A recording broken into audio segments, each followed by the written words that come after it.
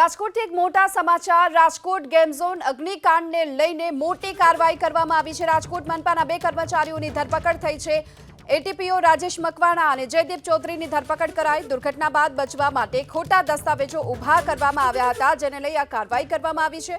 TP શાખામાં bogus register બનાવવાના કેસમાં બંનેની ધરપકડ કરાઈ છે। આ બંને આરોપી અધિકારીઓને કોર્ટમાં રજૂ કરવામાં આવ્યા। પોલીસે બંને આરોપીના મહત્તમ રિમાન્ડની પણ આજે માંગ કરવામાં આવશે।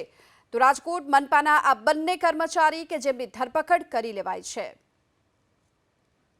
રાજકોટ અગ્નિકાંડ મામલે ક્રાઇમ બ્રાન્ચ દ્વારા ગઈકાલે 2 આરોપીઓની ધરપકડ કરવામાં આવી હતી।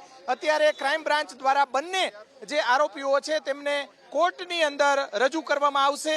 સીટ દ્વારા ગઈકાલે જે બંને આરોપીઓ એટીપીઓ રાજેશ મકવાણા અને જયદીપ ચૌધરીની ધરપકડ કરવામાં આવી હતી। ગેમ ઝોનમાં દુર્ઘટના બાદ બચવા માટે ખોટા દસ્તાવેજો ઊભા કરવામાં આવ્યા હતા। આ બંને જે મહાનગરપાલિકાની અંદર બંને અધિકારીઓ ફરજ બજાવે છે। ટીઆરપી ગેમ ઝોન અગ્નિકાંડ બાદ આરએમસીના ટીપી શાખામાં ખોટું રજિસ્ટર બનાવવામાં આવ્યું હતું અને આ ખોટા રજિસ્ટરને લઈને તપાસ શરૂ કરવામાં આવી હતી। ત્યારે બંને આરોપીઓ છે તેમની એસીપી કક્ષાના જે અધિકારીઓ છે તે પૂછપરછ કરી રહ્યા છે। સીટની ટીમ પુરાવાઓ એકત્ર કરી અને જે અલગ અલગ બાબતે તેમની તપાસ હાથ ધરવામાં આવી રહી છે। અત્યારે બંને જે આરોપીઓ છે તેમને જે કોર્ટની અંદર પોલીસ બંદોબસ્ત સાથે રજૂ કરવામાં આવી રહ્યા છે।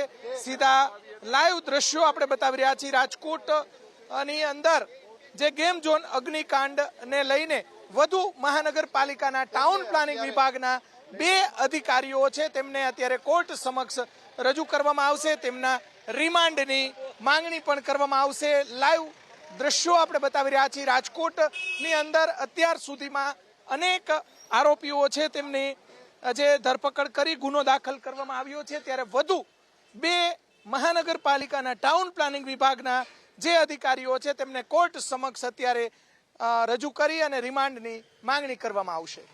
કેમેરામેન શુભ આશિયાની સાથે પરાક્રમસિંહ જાડેજા, એબીપી અસ્મિતા, રાજકોટ।